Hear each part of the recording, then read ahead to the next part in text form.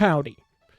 In today's video, we're going to be looking at the Ogris, the Kuva Ogris specifically, and making it actually kill stuff.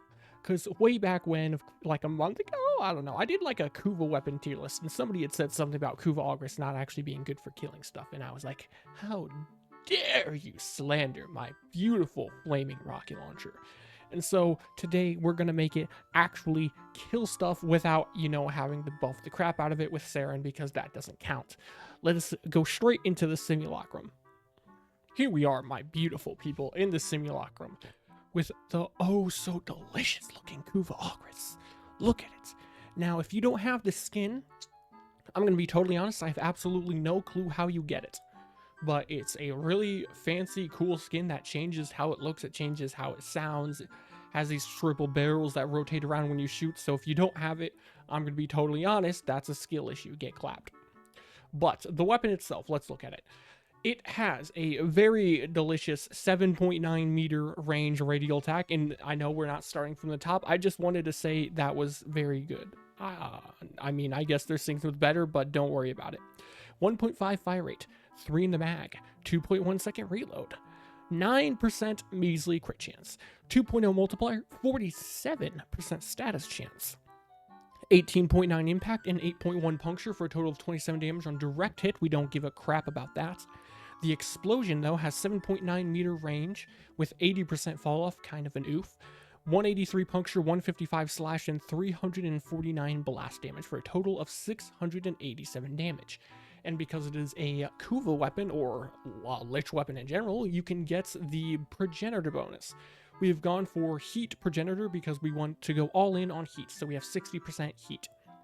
Something to keep in mind is that the progenitor bonus, if you have a heat progenitor bonus, this does not actually contribute to a larger heat DOT, or at least like in regards to how heat inherit works, right? It's different than a modded heat value. But that doesn't really matter in this case. Just thought I'd throw that out there, though. So if we go to the weapon, and we go to a version without any mods on it, like here, with that delicious 60% heat, we are sitting at almost 1100 damage.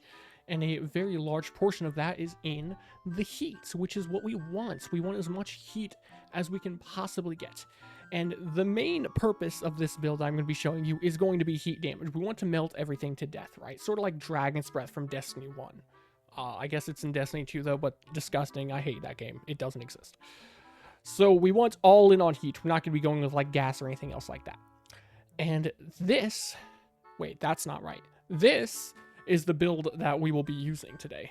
We've got Galvanized Chamber for multi-shot, of course. Amalgam Serration for base damage, and sprint speed is also nice. Primed Firestorm for a big explosion at 11.38 meters. Hellfire and Thermite rounds so that we get as much heat as possible for, more damage, more heat weighting, all of that. And we also get a status chance from Thermite rounds. Vital Sense for crit damage, and we will be getting crit chance from a different source than the weapon itself. Night Watch Napalm. This is an augment for the weapon. When the rockets, they explode, it makes napalm on the ground that lasts for 6 seconds and does 30% of the damage over 90% of the explosion area. This is basically just fire everywhere, right? Look at this. Bam. Beautiful fire. And every single tick of this has a forced heat proc. Very delicious, especially when that's what we want, is big amounts of heat. Back to the thing. Rifle Elementalist, so we get extra status damage because this is multiplicative, so 90% more damage on our heat DOT will be very epic. Primed Sniper Ammo Mutation, I don't have it maxed, but in the case of this weapon, I believe it just rounds up, so it doesn't matter that it's not maxed out. And this weapon does have some ammo issues, so I highly recommend getting this, or at least putting the normal version of it on. Primary Merciless to help with the reload speed, because the base reload speed's like 2.1 seconds. This brings it down to 1.6. And then we get kills and we get the extra damage, because none of these other arcanes are really going to be easily built up here. And that's the whole build. Nothing will be affecting our damage at first, because we're not taking damage to proc Avenger, so nothing here affecting our damage. We're just going to be attacking the dudes, and you're going to see how much damage it does on its own. and it's not really going to kill anything at first, and that's a problem because we want it to kill stuff. So if I empty the whole mag, right, 3 shots into these enemies, it's actually not the worst damage ever on its own for this kind of build on an explosive weapon, right? There's definitely worse things in the game you could use, but we definitely want it to be higher than this because this is not going to be killing stuff consistently, or at least not tanky stuff like these guys. So how do we make it juicy? Well, we have crit damage from Vital Sense, so of course we want crit chance, but the weapon's base crit chance is horrible. We don't want to put crit mod on. So we go Arcane Avenger for 45% flat crit chance. And this is pretty damn easy to keep up at all times. So that's going to put us at a 54% crit chance. So a little over 50% of the time, we're going to be getting more than 4 times the damage. So on average, we'll be doing like, you know, a little over double the damage. And that's good because we want more damage. Then we are going to be able to proc viral from pretty much anything else we want in the game, right? Like you can prime with your other weapon if you want, but most of the time you will just be using a companion to spread viral all over the place. And you know, you can use stuff like Pains of Vulpaphyla or little Hemorrhoid Hark here, whatever kind of freaking pet he is, the Pharaoh Predicite. There's all sorts of stuff, you know, Hounds, but I personally like Sentinels because they're just so consistent and take 0 effort, and there's always just viral on everything. So you would apply viral with these. Now, I'm not going to put a companion on right now because it really screws up testing when they like suck stuff and move around. It's really weird in Simulacrum. So we're going to be simulating it by just putting viral on with our Epitaph instead because, you know, close enough. So now we have viral and we have the crit chance. Then if you need more damage on top of that, you can always add in a buff from your Warframe. Like Roar is going to double dip on the DOTs, which is pretty massive. That's going to be a huge amount of damage. And I don't know if you know, I guess I should have tested this beforehand because I'm only now thinking about it, is I wonder if Roar or faction multipliers in general triple dip on Nightwatch Napalm, because Nightwatch Napalm does a portion of the damage dealt by the rocket, right? So it'd be like the damage from the rocket is multiplied, then the damage for Nightwatch Napalm is multiplied, and then the damage from the DOT from Nightwatch Napalm is multiplied for triple dipping. I don't know if that's how it works. I feel like that's probably how it works, knowing how the game usually works, but I could be totally wrong about that. Just an idea I literally just had right now thinking about it. Either way, though, it would at least double dip because we're mostly doing heat DOTs. So that is an option, or you could go with like Mirage so that you have extra rockets all over the place. But right now, we're not going to be buffing our frame or our weapon with our frame at all other than Arcane Avenger. So I'm not going to be casting Roar, of course. We just want the viral here. Then Armor Strip is also something you could add in. So like, I'd say it's pretty realistic that someone's going to have gross projection on your team, or you're going to have some level of Armor Strip. So let's slap this in, even though it's not really needed, might as well. Very delicious. So let's reset these enemies. And we still won't have all of our stacks built up for Galvanized Chamber or Primary Merciless. But we should be able to kill these guys pretty easily, I'd say. So I just remembered we need to unpause them so I can actually get Arcane Avenger to proc. Like so. There we go. Now shoot Big Poppy, please and thank you. There we go. Now we shoot them a couple times with viral, and then we empty the mag. And they should all die pretty easily. Look at that. Beautiful, beautiful power. Those are some pretty decent heat procs. The viral ran out, but that's not a big deal. And look, now they just, oh, they melt away. I love this weapon. It's oh so very satisfying. And once you get into a mission and everything's like consistently keeping viral on it from your companion, and you've got like Arcane Avenger on all the time, you're just shooting all the time, and you've got all of your stacks up all the time, it's going to get pretty ridiculous. Here, we'll shoot this guy. Please attack me. I slowed them too early, and now I'm not going to get Avenger to proc. Please, thank you, question mark, any day of the week. Thank you. There we go. Now we do it because we have our Merciless stacks up. And look at that. They're just pulverized. They're dead. This thing is so beautiful. I love it. Now, I'm sure there's better explosive weapons in general, maybe, but you know what? I think this is the most entertaining, and it's very effective and very funny. Now, there's not really much else I need to show right now that I can think of off the top of my head. This isn't like a super crazy in-depth video. It's just kind of like, hey, this was fun. I wanted to show it. So let's go to a mission and show everything just melting away into oblivion. Big well. Here we are in the mission. We are doing a moat survival steel path because it's just the easiest and consistent to show stuff off in. And here I'll slap on the screen real quick the build we have for Rhino.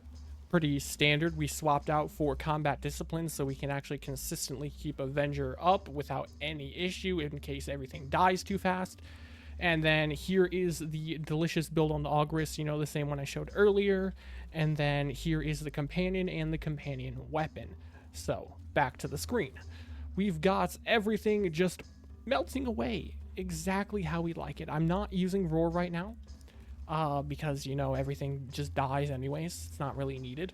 And because of the ammo conversion mod, crap, don't remember what it's called, mutation, we are not struggling for ammo at all. I mean, with how fast stuff dies, how many enemies die with just one shot or even one mag, we get our ammo back really, really easily. So it's not an issue at all. When it comes to an explosive weapon like this, though, you are definitely going to want to have some sort of knockdown resistance. Otherwise, you'll spend 90% of your mission on the floor, and that's no fun. So go for Overguard or something, or Prime Sure-Footed if you don't have Prime Sure-Footed. Normal Sure-Footed mixed with another mod. I can't remember what it's called, but there's another mod that gives you like 40% knockdown resist, and it gives shield recharge. I can't remember the name of it off the top of my head, though, so if you remember what it is, then leave a comment so someone else can see, and I'll pin it big well. This thing is extremely satisfying and extremely low effort to use, so I recommend picking it up if that's the kind of thing you like. You just like to shoot and watch stuff die. And look at that. Everything's just melting. It's so beautiful. Kuva Ogris is one of my favorite weapons in the game because I love rocket launchers. And I love fire everywhere. I mean, that's why I liked the Dragon's Breath so much in Destiny 1. So to have a big fiery rocket launcher in Warframe, I approve. I very much approve. Now, we do have like 180 strength. So let's say we cast Roar and then start shooting stuff. Now, well, you know, it was already dying pretty unbelievably fast. So now it's going to die extra unbelievably fast. Not really needed at this kind of level for enemies, but, you know, in case you care to see it.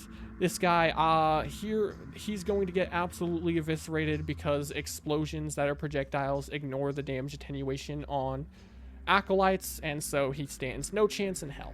Very delicious. My overguard ran out. See, that's why you need to have something to not get knocked down, because it's real annoying. This is the kind of weapon that performs really well on the low end, usually. It does start to struggle if you go to do something like level cap. I definitely wouldn't recommend using the weapon on its own without some sort of buffing for level cap, but you can very much make it work with a lot of the frames that exist in the game. Not even just yourself, but like you could have your teammates buff you instead. So it's not like it would be difficult to make this weapon work all the way up to level 9k or whatever, though most people don't really do that, so I guess it's not going to be an issue in a lot of people's cases. I love these green flames everywhere. It's so beautiful. That's the destruction everywhere. I don't think there's really too much else to show here. I mean, it's a rocket launcher and stuff dies. It blows up and it burns. That's all you really need to know. So let's go ahead and cut when I'm back to my orbiter. Isn't that a big blow? Here we are back in the orbiter once again. Yes, I'm leaving that in the video. Get clapped. I really like this weapon. I know I said that already, but I really like this weapon. Did you hear that? Did I mention that I really like this weapon? Because I really like this weapon. And I mean, it's pretty far up on the list of weapons I've used a lot, right? Pretty high up, I'd say. And it's very easy to get. And this build isn't exactly difficult to make. I mean, you don't need all of this stuff. You can replace Prime Firestorm with normal Firestorm, and realistically, you don't actually need Firestorm. You could actually replace this with something else. Elementalist is super easy to get. Thermite rounds, really easy to get. Hellfire, really easy to get. Vital Sense, obviously, everybody and their mom's gonna have that. Amalgam Serration is just sprint speed, so you don't even need this version. Normal Serration, everybody has that. Galvanized Chamber, super easy to get. Primary Merciless, super easy to get. Nightwatch Napalm, not too difficult. All you gotta do is farm Theladathame. It can get annoying, but it's really easy to do, and even like a Mastery 7 guy can make it happen. And you don't even need the primed version of Ammo Mutation, so the normal version, super easy to get. Everything here is really easy to get and make happen. In the Kuva weapons, I think you unlock glitches at like Mastery 10 or something. So this is extremely new player friendly. and it's going to be able to carry you through almost everything in the entire game. And it's going to make you have like an orgasm every time you shoot for the duration of you playing the entire game. So I definitely recommend it for both old or new players. Very, very delicious. And that's pretty much it. Not really much else to talk about with the weapon, or at least not that I can think of right now. So yeah, if you liked the video, then leave a like and subscribe. Adios.